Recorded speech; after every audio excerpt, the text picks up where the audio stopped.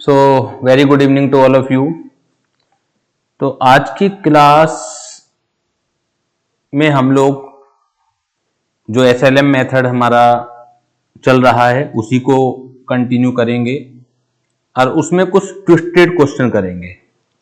एक दो क्वेश्चन के जो आंसर गलत थे वो मैंने असाइनमेंट में ठीक कर लिए हैं।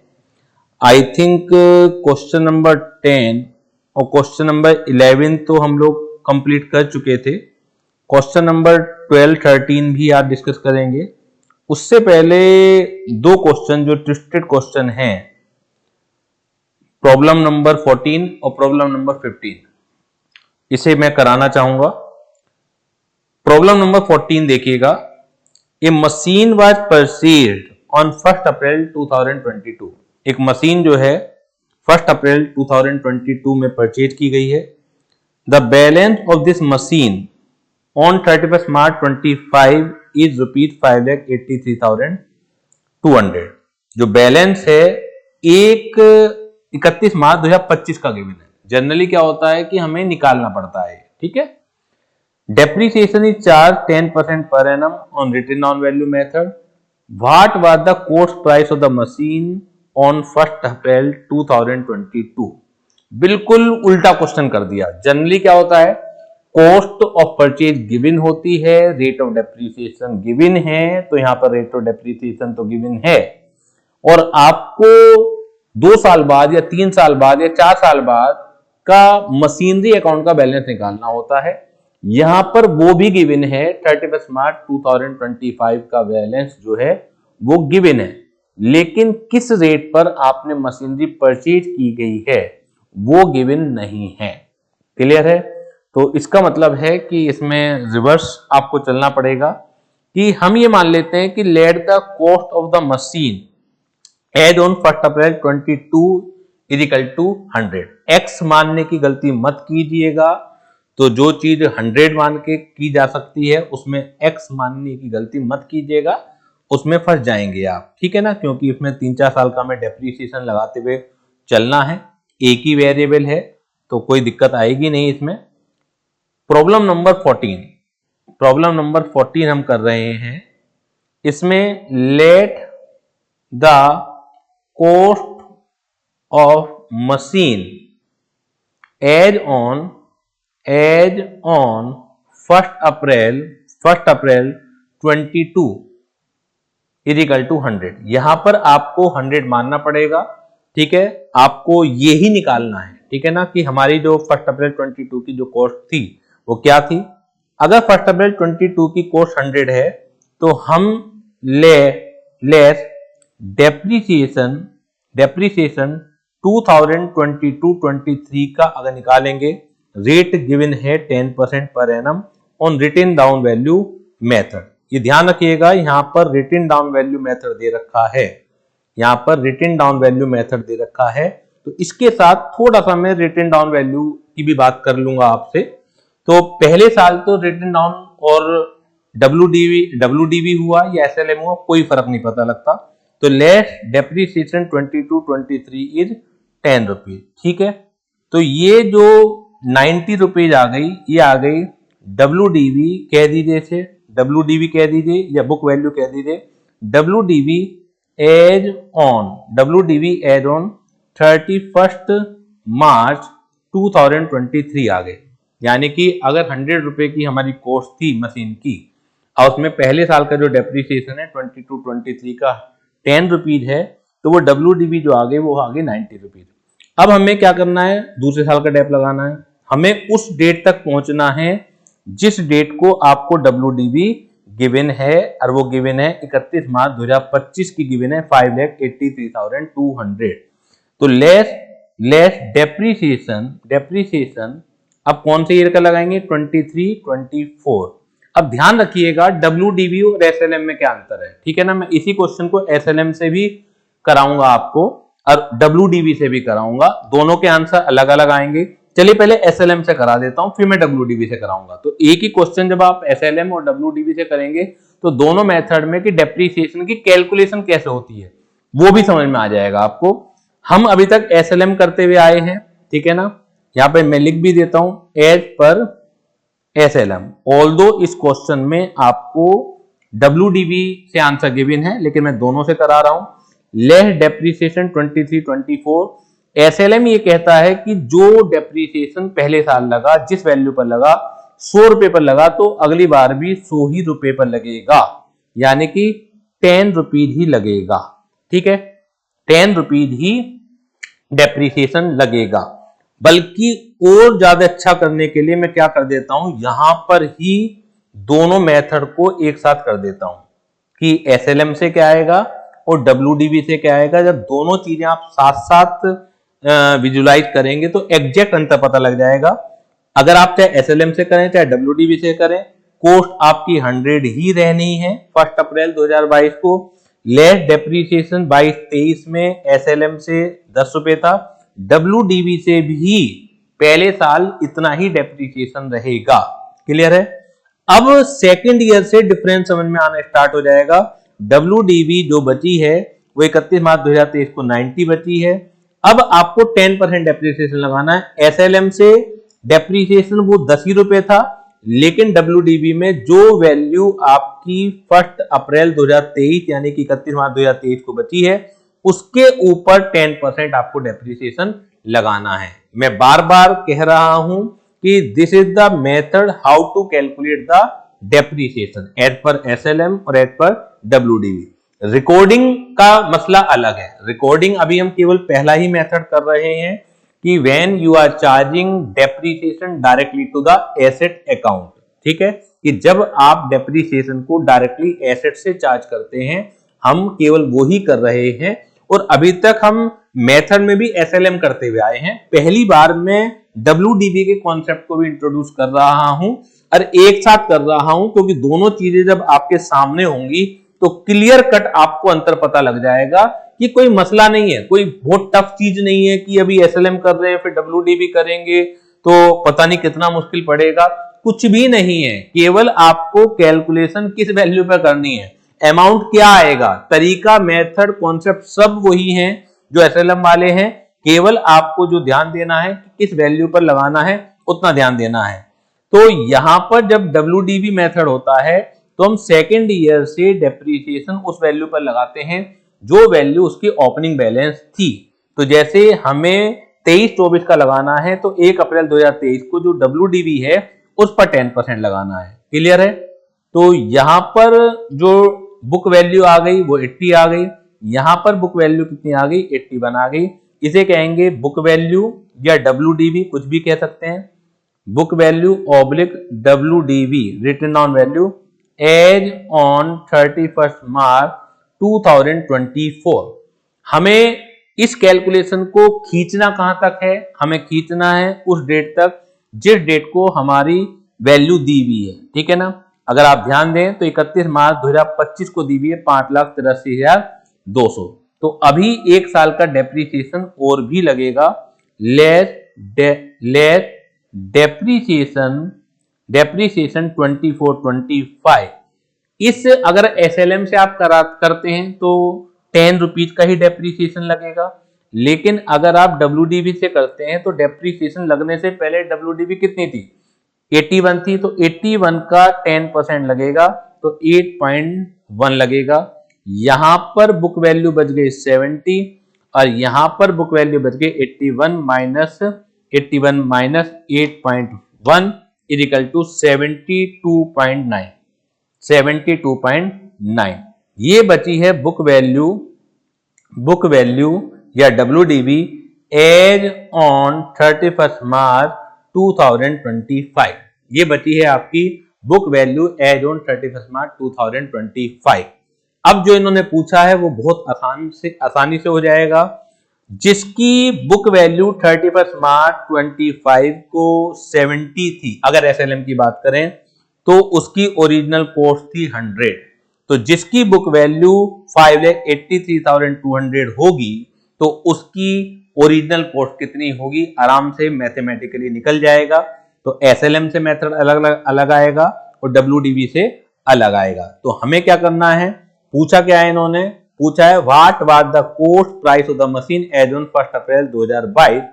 तो now it is the time to find out the cost price of the machine, cost price of machine as on 1 April 2022। तो जो मैंने आपको बताया कि जिसकी बुक वैल्यू 70 थी उसकी कॉस्ट प्राइस कितना था 100, तो 100 को ऊपर रखेंगे 70 को नीचे रखेंगे मल्टीप्लाइड बाय 5,83,200 5,83,200 ये कैलकुलेशन आ जाएगी। यहां पर क्या कैलकुलेशन आ जाएगी, यहां पर कैलकुलेशन आ जाएगी 100 डिवाइड बाय 72.9, यहां पर कैलकुलेशन आएगी 100 डिवाइड बाय 72.9, यानी कि जिसकी WDV 72.9 है 31 मार्च 2025 को, उसकी ओरिजिनल कॉस्ट 100 रुपए थी। तो उसकी ओरिजिनल कॉस्ट कितनी होगी, जिसकी WDV 5,83,200 है। तो यहां से आंसर आएगा अलग, दोनों आंसर अलग अलग आएंगे।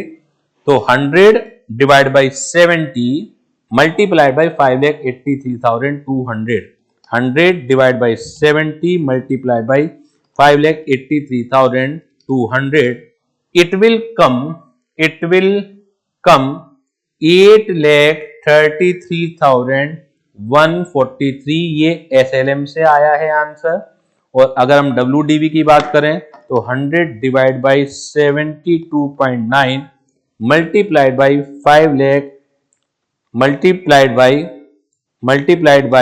5,83,200 इंटू 100 डिवाइड बाई 72.9, तो ये आएगा 8 लाख रुपए। ये आएगा 8 लाख रुपए, जो कि आपके आंसर में भी गिवन है, क्योंकि WDV से SLM से नहीं पूछा था उन्होंने उस क्वेश्चन में, WDV से पूछा था। लेकिन इस क्वेश्चन के साथ मैंने एक चीज और आपको करा दी है कि WDV और SLM में क्या डिफरेंस है, ठीक है ना। आगे भी हम बात करेंगे, अभी एक तरह से ये कॉन्सेप्ट इंट्रोड्यूस ही किया है। वैसे कॉन्सेप्ट भी मत कहिए, आप कोई नई चीज नहीं सीखनी है हमें, केवल आपको इतना फोकस करना है कि SLM में डेप्रिसिएशन किस वैल्यू पर लगता है। SLM में एक ही वैल्यू होती है, ओरिजिनल कॉस्ट पर ही साल दर साल डेप्रिसिएशन लगता चला जाता है, ठीक है। लेकिन WDV में क्या होता है, जैसे जैसे साल आगे बढ़ते रहते हैं, पहले साल तो जिस वैल्यू पर SLM में लगता है उसी वैल्यू पर WDV पर भी लगता है, ठीक है, क्योंकि उसकी WDV कुछ होती ही नहीं है, जो ओरिजिनल कॉस्ट है उसी पर सेम रेट लगेगा। लेकिन अगर हम बात करें अगले सालों में, तो जो रिटन डाउन वैल्यू निकल के आती है, जिस साल का आप डेप्रिसिएशन लगाना चाहते हैं, उस साल की जो ऑपरिंग डेट की रिटन डाउन वैल्यू निकल के आती है, उस वैल्यू पर डेप्रिसिएशन चार्ज होता है। और उम्मीद कर रहा हूं कि ये चीज आपको समझ में आ जानी चाहिए। बाकी भी हमें आगे के भी क्वेश्चन करने हैं। नेक्स्ट क्वेश्चन भी हल्का सा ट्विस्टेड है। Messrs Ram traders purchase computer on 1 April 24, 6 lakh. They are charging depreciation on written down value method. तो यहां पर भी रिटन डाउन वैल्यू मेथड पर ही वो लोग डेप्रिसिएशन चार्ज कर रहे हैं। On 31st March 25, they sold the computer for ₹1,65,000 and incurred a loss of 75,000. What was the rate of depreciation per annum? What was the rate of depreciation per annum? तो यहां पर भी WDV से है। इस क्वेश्चन को भी मैं दोनों तरीके से आपको कराने वाला हूं, जिससे कि धीरे धीरे करके आप उस स्टेज तक पहुंच जाएं कि वो कंफ्यूजन ना रहे। अभी शुरुआत में हो सकता है कंफ्यूजन आए आपको, लेकिन 2-4-5 क्वेश्चन करेंगे तो आराम से कंफ्यूजन दूर हो जाएगा। तो messrs Ram traders purchase computer on 1 April 2024, 6 lakh रुपए। यहां पर आपको परचेज कॉस्ट दी हुई है। They are charging depreciation on WDV method. वो WDV मेथड से डेप्रिसिएशन चार्ज कर रहे हैं। On 31st March 25, they sold the computer for 1,65,000 and incurred a loss of 75,000. What was the rate of depreciation per annum? बहुत बढ़िया question है ये SLM से भी हो सकता है, WDV से भी हो सकता है, सिर्फ आंसर में अंतर आएगा। तो आप सोचिए, 2 मिनट में आपको सोचने के लिए दे रहा हूं, शुरुआत कहां से करनी है और एंड कहां पे करना है। एंड तो आपको rate of depreciation find out करना है, लेकिन क्वेश्चन को पढ़ के देखिए क्लू क्या दिया जा रहा है, शुरुआत कैसे करेंगे आप, कि आपको कॉस्ट दी हुई है लेकिन रेट ऑफ डेप्रिसिएशन मिसिंग है, ठीक है, रेट ऑफ डेप्रिसिएशन मिसिंग है, लेकिन आपको ये दे रखा है 31 मार्च 2025 को, 31 मार्च 2025 को वो जो कंप्यूटर है आपका 1,65,000 का आपने बेच दिया है और लॉस इनकर किया है। खरीदा था आपने 1 अप्रैल 2024 को। ये बहुत हल्का सा ही ट्विस्टेड मैंने वर्जन दिया है इसमें। अगर आप देखेंगे तो एक ही साल इसे खरीदे हुए हुआ है, ठीक है ना, एक ही साल खरीदे हुए हुआ है। रिवर्स क्वेश्चन है, आप ये समझ लीजिए रिवर्स क्वेश्चन है। अभी तक जो आप करते हुए आए हैं उसमें कॉस्ट दी भी रहती थी, रेट और डेप्रिसिएशन दिया रहता था, सेल के भी क्वेश्चन आप कर चुके हैं, ऐसा नहीं कि सेल के क्वेश्चन नहीं करे आपने। और आपको एक साल बाद, 2 साल बाद या 3 साल बाद ये दिया रहता था कि वो एसेट किस रेट पर सेल हो रही है। और जस्ट पिछली क्लास में हमने क्वेश्चन किया था, उसमें बल्कि सेल प्राइस भी गायब था, उसमें ये दे रखा था कि कितना लॉस हुआ है, तो मैं सेल प्राइस खुद ब खुद निकालना होता था, लेकिन उसमें आपके पास रिटन डाउन वैल्यू होती थी, क्योंकि लॉस हुआ है प्रॉफिट हुआ है ये तब तक डिसाइड नहीं हो सकता है जब तक कि डेट ऑफ सेल पर आपकी रिटन डाउन वैल्यू ना आ जाए। समझ आ रही है बात, आपकी रिटन डाउन वैल्यू ना आ जाए। तो इसी चीज को हमें समझना है और इस क्वेश्चन को सोल्व करना है। और बेसिकली क्योंकि ये एक ही साल का क्वेश्चन है तो इस बात का भी फर्क नहीं पड़ेगा कि डेप्रिसिएशन आप एसएलएम से लगा रहे हैं या आप डब्ल्यूडीबी से लगा रहे हैं, क्योंकि एक ही साल का क्वेश्चन है, दोनों केसेस में आंसर एक आएगा, इस बात को भी समझ लीजिए। 1 अप्रैल 2024 को आपने खरीदा है और 31 मार्च 2025 को बेच डाला है, यानी कि सिंगल ईयर का डेप्रिसिएशन ही लगेगा। अब चलिए बिना समय गंवाए हमें देखना है कि देखिए किसी भी तरीके से हम 31 मार्च 2025 के डब्ल्यूडीबी पर पहुंच जाएं तो आराम से अमाउंट ऑफ डेप्रिसिएशन निकल के आ जाएगा। अमाउंट ऑफ डेप्रिसिएशन क्या होता है कि हमारी अगर कोई कॉस्ट दी हुई है 10 लाख रुपए की दी हुई है हमारी कोई कॉस्ट, ठीक है, और मैं ये कहता हूं कि आफ्टर 1 ईयर जो बुक वैल्यू बची है वो 9 लाख रुपए बची है, तो क्या आप आराम से कैलकुलेट नहीं कर सकते कि अमाउंट ऑफ डेप्रिसिएशन क्या रहा होगा एनुअल कॉस्ट में से? अगर 9 लाख रुपए आप माइनस कर दें तो अमाउंट ऑफ डेप्रिसिएशन 1 लाख रुपए निकल के आ जाएगा या नहीं आ जाएगा? बस इसमें यही तो यूज करना है आपको, इसमें यही यूज करना है कि आपको ये दिया हुआ है कि जो कंप्यूटर सोल्ड किया गया है वो 1,65,000 का सोल्ड किया गया है और इनकर्ड ए लॉस ऑफ 75,000। तो लॉस कब होता है? जब आप डब्ल्यूडीवी से कम पर उसे बेचते हैं, ठीक है ना। तो लॉस कब होता है? जब डब्ल्यूडीवी से उसे आप कम पर बेचते हैं। तो क्वेश्चन नंबर 15 है, आपको सेल प्राइस दिया हुआ है, सेल प्राइस एज ऑन 31 मार्च 2025 दिया हुआ है, और वो कितना दिया हुआ है? वो दिया हुआ है 1,65,000, वो दिया हुआ है 1,65,000, और आपको लॉस भी दिया हुआ है, loss on cell is given 75,000। तो क्या अगर मैं सेल प्राइस में लॉस को जोड़ दूं तो मेरी डब्ल्यूडीवी नहीं आ जाएगी? जल्दी बताइएगा। डब्ल्यूडीवी कह दीजिए या बुक वैल्यू कह दीजिए एज ऑन 31 मार्च 2025 नहीं आ जाएगी। 1,65,000 में 75,000 जोड़ने हैं तो इट विल कम 2,40,000। तो मैं ये नहीं कह सकता क्या कि 2,40,000 की चीज थी, 1,65 में बिकी है तो 75,000 का लॉस हो गया। लॉस तो ऐसे कैलकुलेट होता है ना।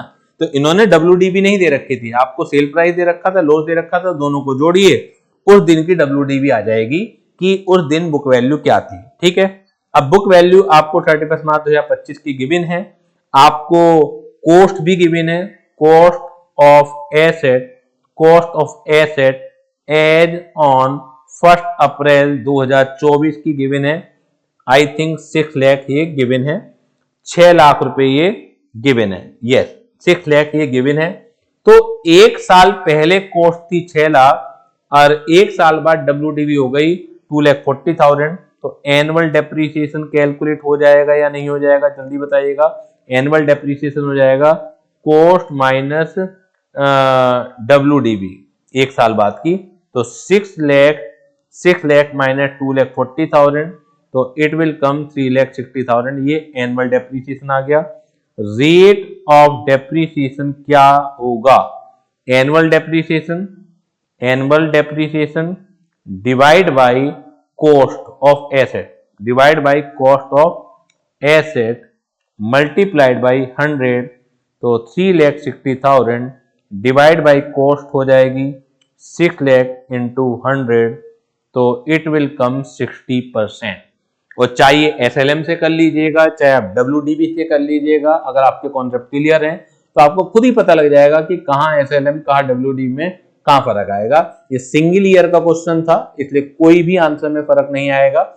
जो हमने इससे पहले क्वेश्चन किया था उसमें 3 साल के आई थिंक डेप्रीसिएशन लगा के आपको WDV निकालनी थी, तो 100% फर्क पता लगेगा कि WDV में क्या फर्क है और SLM में क्या डिफरेंस है। मैं एक बार दोबारा से बता देता हूं, घबराने की जरूरत नहीं है। बीच में एक बार एक WDV का मैंने ट्विस्टेड क्वेश्चन करा दिया है आपको, तो घबराने की बिल्कुल जरूरत नहीं है। हम दोबारा से अभी पहले SLM के हर स्टेट के क्वेश्चन करेंगे, उसके बाद WDV हम शुरू करेंगे। कि कुछ भी दिक्कत नहीं है, सब कुछ वैसा ही है, क्वेश्चन भी वैसे ही रहते हैं जो आपके SLM में आप सीख के आएंगे। जितने भी सेल परचेज लॉस प्रॉफिट जो भी आप सीख के आएंगे, सेम क्वेश्चन WDV से भी किए जा सकते हैं। कि आंसर अलग आएगा क्योंकि method of calculation of depreciation जुदा है।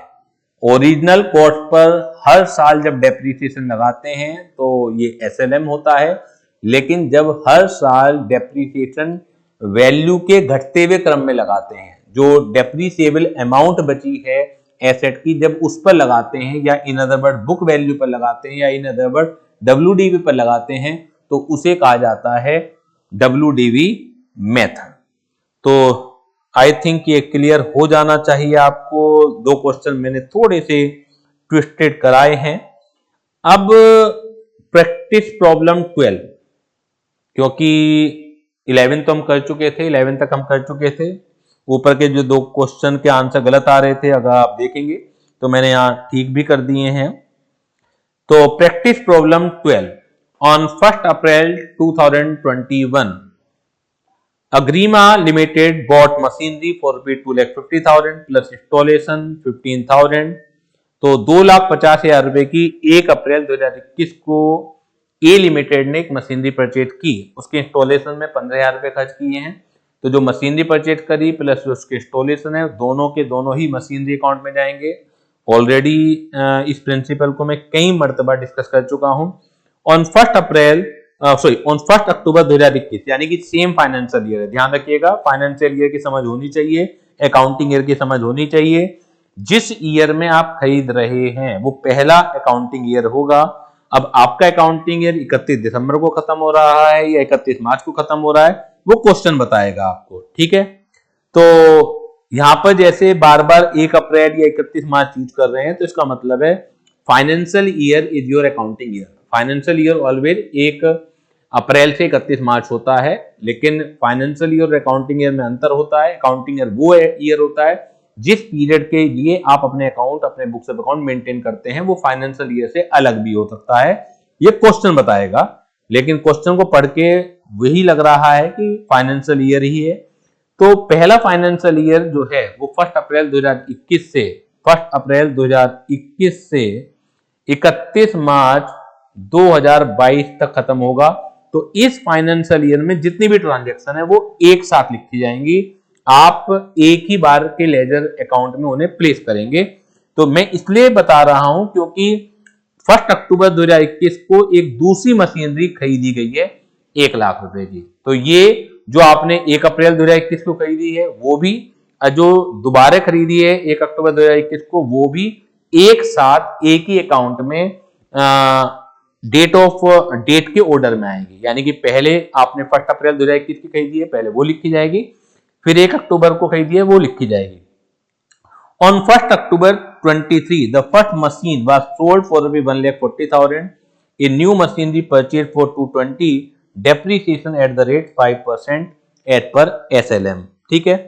Find loss on sale of machine as on 1 April 2025। तो आपने जो machinery 1 April 2000 find the loss on sale, ये अलग चीज है, और machinery account balance on 1 April 2025 ये अलग चीज है। दो अलग अलग चीजें बतानी है, क्योंकि आपने जो मशीन बेची है वो 1 अक्टूबर 2023 को बेची है, तो लॉस उस दिन निकालना है। और साथ ही साथ क्वेश्चन ये भी कह रहा है कि मशीनरी का बैलेंस आपको 1 अप्रैल 2025 तक निकालना है, यानी कि ये क्वेश्चन 31 मार्च 2025 तक आपको कैरी ऑन करना है, वहां तक का बैलेंस आपको निकाल के लाना है। तो चलिए इस क्वेश्चन को करते हैं। प्रॉब्लम नंबर 12 है, प्रॉब्लम नंबर 12 है मशीनरी अकाउंट। मशीनरी अकाउंट लिखते हैं, साथ के साथ लिखना स्टार्ट कर दीजिएगा, फोकस आपका रहना चाहिए। मशीनरी अकाउंट डेट क्या थी? 1 अप्रैल 2021 को 2,50,000 प्लस 15,000।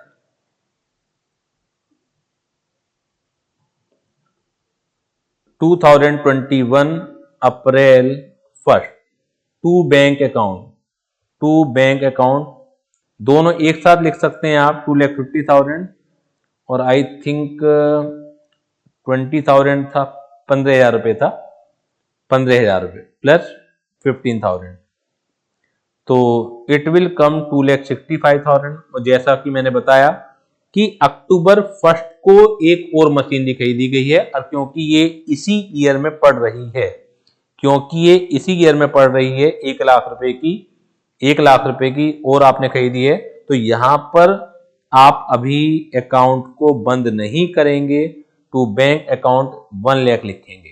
ठीक है। अकाउंट को बंद करने का मतलब क्या है कि डेप्रीसिएशन लगाएंगे, फिर बैलेंस निकालेंगे। अगर आप देखेंगे क्वेश्चन में, तो अब 2021-22 में, यानी कि 1 अप्रैल 2021 से 31 मार्च 2022 के बीच में कोई नई ट्रांजैक्शन नहीं है, तो हमें क्या करना होता है? 31 मार्च 2022 यानी कि 2022 मार्च 31 को क्या लगाना है? डेप्रीसिएशन लगाना है, बाई डेप्रीसिएशन अकाउंट। अब आपके पास दो मशीनरी हैं, तो M1 पर अलग लगेगा, M2 पर अलग लगेगा, और 5% से लगना है, तो 2,65,000 इंटू 5%, इट विल कम 13,250, 13,250। और 1 लाख पर आप इस बात को समझिएगा, 1 लाख पर 5%, 5,000 रुपये आता है, लेकिन क्योंकि डेट ऑफ परचेज इसकी 1 अक्टूबर है, तो 1 अक्टूबर से 31 मार्च तक का जब पीरियड आप काउंट करेंगे, तो ये 6 महीने का आएगा, तो डेप्रीसिएशन भी आधा हो जाएगा। 13,250 प्लस 2,500, तो it will come 15,750, it will come 15,750। अब हमें इसी डेट को बैलेंस निकालना होता है, फिर अगले साल हम बढ़ेंगे आगे। By balance carry down, M1 का अलग निकालिए, M2 का अलग निकालिए।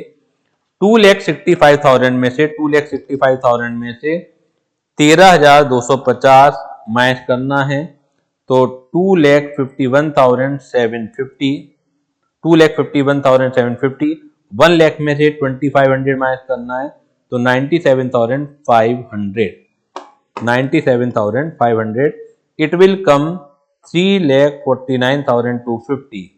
ये बैलेंस आ गया है। मशीन 1 में से मशीन 1 का डेप लेस कर दीजिए, मशीन 2 में से मशीन 2 का डेप माइनस कर दीजिए।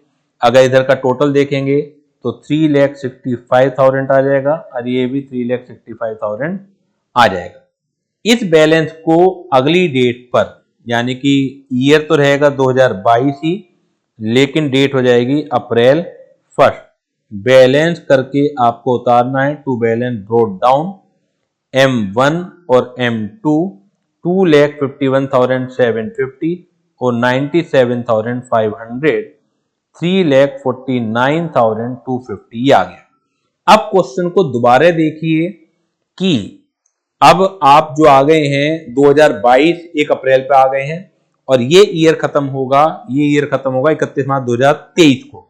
तो 31 मार्च 2023 से पहले क्या क्वेश्चन में कोई ट्रांजैक्शन अराइज हो रही है? नहीं हो रही है, क्योंकि 1 अक्टूबर 2023 को आपने बेची है, तो बेफिक्र होके आप क्या कर दीजिए, बैलेंस निकाल लीजिए। इसका बैलेंस निकालने से पहले 2023 मार्च 31 को डेप्रीसिएशन लगेगा बाय डेप्रीसिएशन अकाउंट। क्लियर है? कंफ्यूज होने की जरूरत नहीं है, हम एसएलएम मेथड से लगा रहे हैं, एसएलएम मेथड से लगा रहे हैं, तो जो ओरिजिनल कॉस्ट है उसी पर लगेगा। ओरिजिनल कॉस्ट 2,65,000 रुपए थी, तो इसके ऊपर 5% लग गया था 13,250। 13,250 जो पहले साल लगा था वही दूसरे साल लगेगा। अक्टूबर 1 को पिछले साल एक मशीन नोट खरीदी गई थी, उसकी ओरिजिनल कॉस्ट थी 1 लाख। पिछले साल तो 6 महीने का लगा था, लेकिन इस साल पूरे साल का लगेगा। कभी आप ये समझ लें कि पहले साल 2,500 रुपए का डेप लगा तो अगले साल भी 2,500 का लगेगा, ऐसा नहीं कह रहा हूं मैं। एनुअल डेप्रिसिएशन की जो अमाउंट है एसएलएम में वो हर साल रहती है, एक जैसी रहती है, लेकिन M2 पर पिछले साल एनुअल ना लग के 6 मंथ का डेप लगा था, इस वजह से आपको अमाउंट में अंतर आ रहा है, अदरवाइज अमाउंट में अंतर भी नहीं आएगा। जैसे M1 में पूरे साल का लगा था 13,250, इस बार भी पूरे 13,250 ही लगा है। इस बात को ध्यान रखिएगा, इन दोनों को ऐड कर लीजिएगा, 13,250 प्लस 5,000, इट विल कम 18,250। अब इसी डेट को आपको क्या निकालना है, बाय बैलेंस कैरिड डाउन निकालना है। और बैलेंस जब भी निकालेंगे तो ओपनिंग WDV में से उस साल का डेप लेस करेंगे। ये गलती मत कर दीजिएगा कि ओरिजिनल कॉस्ट में से माइनस कर रहे हो। जो इस साल की ओपनिंग WDV है M1 की, मैं यहां पर रेड लगा दे रहा हूं और M2 पर ब्लैक से लगा दे रहा हूं, ठीक है ना। M2 पर ब्लैक से मैंने क्रॉस लगा दिया, स्टार लगा दिया, तो M1 के बैलेंस में से M1 का डेप घटेगा 2,51,750 माइनस 13,250, तो ये आएगा 2,38,500 और 97,500 में से 5,000 माइनस होंगे तो 92,500, ये दोनों जुड़ेंगे 2,38,500 और 92,500, इट विल कम 331,000। इनका टोटल यही आ जाएगा 3,49,000, 3,49,250, 3,49,250। इस बैलेंस को आपको ब्रॉट डाउन करना है 2023 अप्रैल 1 को, टू बैलेंस ब्रॉट डाउन। तो M1 का M2 का 2,38,500 और 92,500, तो 3,31,000 ये टोटल आ गया। क्लियर? अब ये अकाउंटिंग ईयर कब खत्म हो रहा है, अपने माइंड से फिर पूछिए, अपने आप से पूछिए कि 1 अप्रैल 2023 को जो स्टार्ट हुआ है अकाउंटिंग ईयर वो कब खत्म होगा। वो खत्म होगा 31 मार्च 2024। इस पर फोकस रखिए, कई बार बच्चे इस पर फोकस नहीं रख पाते हैं। मैं प्रैक्टिस बहुत करा रहा हूं और धीरे धीरे करके चल रहा हूं, तो आप देखिए कि 1 अप्रैल 2023 से जो अकाउंटिंग ईयर स्टार्ट होगा वो खत्म होगा 31 मार्च 2024 में जाके खत्म होगा। क्लियर हो गई बात ये? अब इस पीरियड में आपको क्वेश्चन को पढ़ना है कि क्या इस पीरियड में कुछ ट्रांजैक्शन, कुछ सेल, कुछ परचेज हुआ है। अगर हुआ है तो वो काम हमें करना पड़ेगा। जैसे कि 1 अक्टूबर 2023 को first machine was sold for ₹1,40,000। पहली मशीन आपने 1,40,000 रुपए की 1 अक्टूबर 2023 को बेच दी।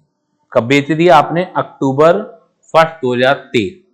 तो हमें पहली मशीनरी पर 1 अप्रैल तक का तो डेप लगा हुआ है, 1 अप्रैल से लेकर 30 सितंबर तक का डेप लगाना पड़ेगा और ये निकालना पड़ेगा कि उस पर प्रॉफिट हुआ है या लॉस हुआ है। ठीक है, लेकिन पहले प्रॉफिट या लॉस निकालने से पहले उसकी उस दिन तक की बुक वैल्यू आपके सामने होनी चाहिए।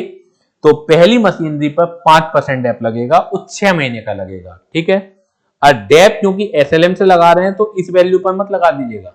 जब हम डब्ल्यूडीवी पढ़ेंगे तो तब इसी वैल्यू पर लगेगा, लेकिन एसएलएम ये कहता है कि जो ओरिजिनल कॉस्ट है 2,65,000, एसएलएम ये कहता है जो ओरिजिनल कॉस्ट है हर साल उसी पर लगेगा।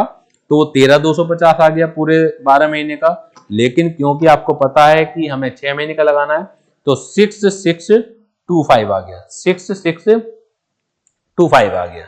इसके अलावा आपको ये पता है कि कितने की सेल हुई है, तो by bank account, by bank account आ गया है और ये दिया हुआ है 1,40,000, ये दिया हुआ है 1,40,000, ये दिया हुआ है 1,40,000। अब मुझे ये निकालना है कि मुझे इस मशीनरी को बेचने पर प्रॉफिट हुआ है या लॉस हुआ है। तो यहां पर वर्किंग नोट बना लेता हूं मैं, और प्रॉफिट या लॉस तभी निकल सकता है कि पहले आप डेट ऑफ सेल तक की बुक वैल्यू निकालिए। ठीक है, तो हमें 6 महीने पहले की बुक वैल्यू पता है, 1 अप्रैल 2023 की पता है 2,38,500। तो बुक वैल्यू एज ऑन 1 अप्रैल 2023 की हमें पता है 2,38,500। ठीक है, इसमें से अगर हम 6 महीने का डेप लगा देते हैं, घटा देते हैं, लेट डेप्रिसिएशन फॉर 6 मंथ जो कि आया 6625, तो ये बुक वैल्यू आ जाती है, ये बुक वैल्यू आ जाती है एज ऑन 1 अक्टूबर 2023। तो इसे घटा के देखते हैं, 6625 को 2,38,500 में से इट विल कम 2,31,875। इसका मतलब ये निकलता है कि जो मशीनरी हमने 41 की बेची है वो हमारी किताबों के अंदर 2,31,875 की थी, तो इसका मतलब हमें लॉस हो गया। तो लेस सेल प्राइस 1,40,000, तो लेस सेल प्राइस 1,40,000। तो 1,40,000 में से जब लेस होगा तो 91,875 is the loss on cell. तो 91,875, इसे आप दो नामों से लिख सकते हैं, by loss on sale of machine भी लिख सकते हैं और by profit and loss account भी लिख सकते हैं। 91,875 क्लियर। अब ये भी देखिए क्वेश्चन में कि क्या आपने 31 मार्च 2024 तक कुछ और भी किया है, क्योंकि अदरवाइज हम अकाउंट क्लोज करेंगे। A new machine purchase for 220, तो उसी दिन हमने एक नई मशीनरी भी क्या करी है, 220 की परचेज की है। तो 2023 अक्टूबर 1 को टू बैंक अकाउंट 2,20,000, क्लियर है, ये आ गया। इसके अलावा कुछ और ट्रांजैक्शन नहीं है, तो हम लोग क्या करेंगे कि 2024 मार्च 31 को डेप्रिसिएशन लगाएंगे।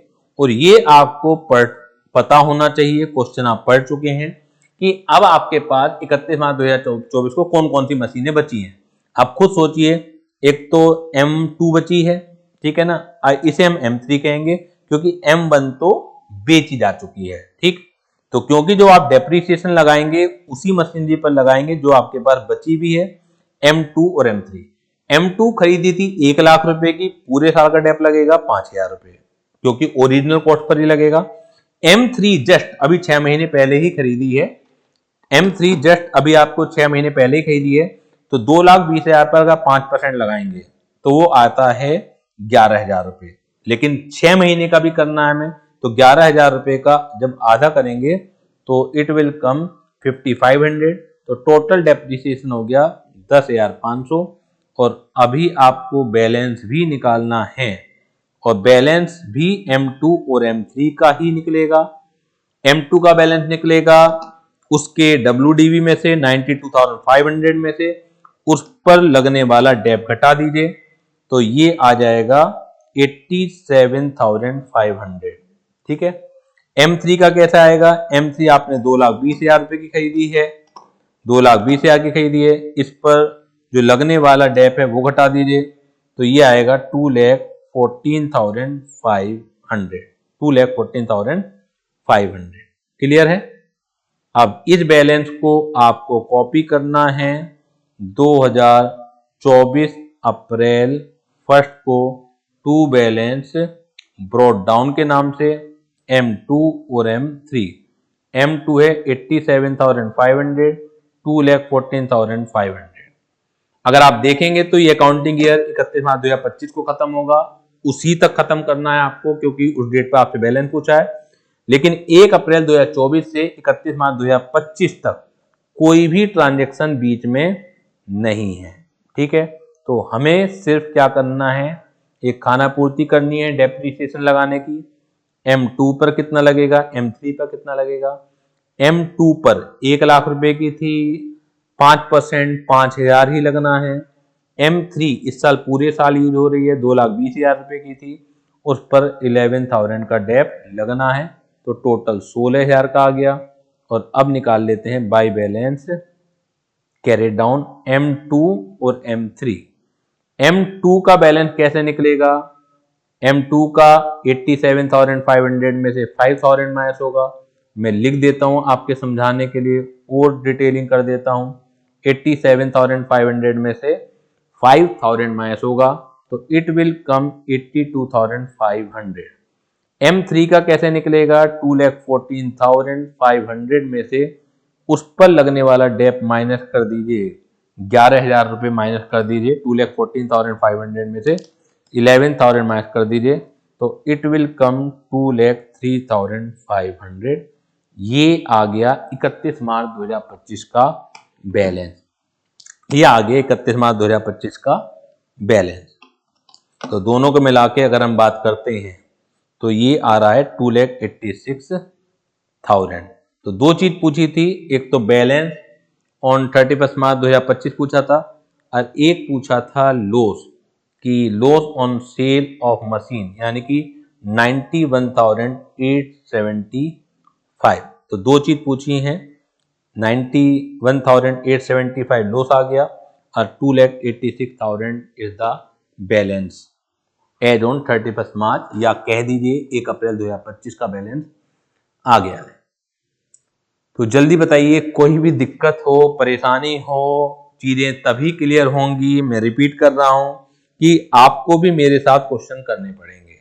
नहीं हो कोई दिक्कत नहीं है, लेकिन घर पे आपको फोकस करना पड़ेगा। जब तक कुछ क्वेश्चन हाथ से नहीं निकालेंगे तो नहीं चीजें क्लियर होंगी। ठीक है ना, क्योंकि आपको इससे पहले जनरल एंट्री भी क्लियर होनी चाहिए, आपको जनरल एंट्री से लेजर कैसे बनाए जाते हैं वो भी क्लियर होना चाहिए। क्वेश्चन पढ़ते पढ़ते आपको डेट क्या डेट का यूज है, काउंटिंग ईयर क्या होता है, लेजर कैसे बंद किए जाते हैं, इन सब की जानकारी होना बेहद जरूरी है। और कोई मुश्किल काम नहीं है, कोई रॉकेट साइंस नहीं है, सिर्फ फोकस करना है, कुछ ध्यान आपको देना पड़ेगा। आपको रेगुलर जो होमवर्क है, अभी मैं कुछ होमवर्क दिया ही नहीं है, जो मैं करा रहा हूं वो आपको घर पर दोबारा करना है। नहीं समझ में आए मेरी वीडियो लेक्चर को रिप्ले करके देखिए, फिर दोबारा कीजिए, नहीं समझ में आए फिर रिप्ले कीजिए। तो ये प्रोसेस आपको दोहराना पड़ेगा। 5-6 क्वेश्चन हाथ से निकलते ही ये चैप्टर आपकी मुट्ठी में आ जाएगा। क्लियर है? तो चलिए आज की क्लास को हम यहीं समाप्त करते हैं। नेक्स्ट क्लास में आने से पहले आप प्रैक्टिस प्रॉब्लम 13 जरूर कर लीजिएगा। अगले 1-2 क्लास के अंदर मैं SLM मेथड फिनिश करने वाला हूं, क्योंकि ज्यादा कुछ बचा ही नहीं है इसके अंदर। और ये मान के चलिए SLM मेथड खत्म है तो WDV मेथड में भी कुछ नहीं है। केवल हमें मेथड आज मैंने चालू कर ही दिया दोनों को साथ लेके, सो दैट कि आप दोनों में डिफरेंशिएट कर सकें कि अंतर कुछ नहीं है, केवल डेप्रीसिएशन किस वैल्यू पर चार्ज करना है, इसके अलावा फंडामेंटली कोई भी अंतर नहीं है।